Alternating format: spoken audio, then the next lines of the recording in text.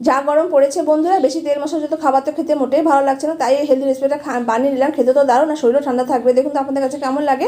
একটা মাঝারি মাপে লাউকে ছোটো ছোটো টুকরো করে করে কেটে নিলাম। এবার 1 কাপ মুগ ডাল ভিজিয়ে নিয়ে জল ছেঁকে ছেঁকে একটা মিক্সি জারের মধ্যে দিয়ে লবণ, হলুদ, কাঁচা লঙ্কা দিয়ে জল না দিয়ে ডালে একটা পেস্ট বানিয়ে নেবো। এরপরে কড়াইতে ধনে, জিরে, তেজপাতা, শুকনো লঙ্কা দিয়ে মিনিট দিয়ে নাড়াচাড়া করে ভেজে নিয়ে এটাকে ঠান্ডা করে গুঁড়ো করে রাখবো। এরপর আবার লাউটাকে একটা জল আর একটু সামান্য হলুদ দিয়ে সেদ্ধ বসিয়ে দেবো। সামান্য একটু জল দিয়ে মিনিট 4-5 সেদ্ধ করে নিলাম। এরপরে ডালটাকে বেটে রেখেছি যে ডালটা, সেখান থেকে অল্প অল্প করে নিয়ে বড়ার মতো করে সেভ করে করে ফুটন্ত জলের উপর দিয়ে দেবো।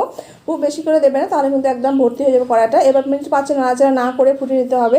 খুব বেশি নাড়াচাড়া করে কিন্তু বড়াগুলো ভেঙে যেতে পারে। এবার রান্নাটা হয়ে গেছে। এবার আমি একটা বাটিতে নামিয়ে নিলাম। গ্যাসের উপরে আবার একটা কড়াই বসিয়ে দিলাম, তাতে সামান্য সরষের তেল দিয়ে গরম করে নিয়ে এবার কালো জিরে, তেজপাতা, শুকনো লঙ্কা দিয়ে একটু নাড়াচাড়া করে ভেজে নিয়ে লাউ শুধু যে বড়া তরকারিটা নামিয়ে যায় সেটা তেলের উপর ঢেলে দিয়ে মিনিট কয়েক ফুটিয়ে নিয়ে 1 চামচ ভাজা মশলা উপর থেকে ছড়িয়ে দিয়ে নামিয়ে নিতে হবে। ব্যাস তৈরি যাবে সুস্বাদু স্বাস্থ্যকর লাউ দিয়ে ভীষণই গরম উপযুক্ত রেসিপি।